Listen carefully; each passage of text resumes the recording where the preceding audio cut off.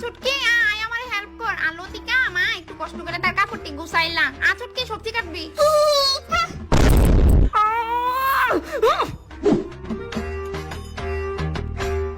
খাইবি বনু? আমি কেন খাইতাম? খান খান। না করলে আর কি তো করুন।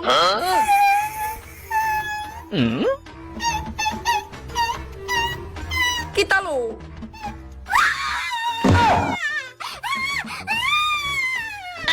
নে বনু নে খা।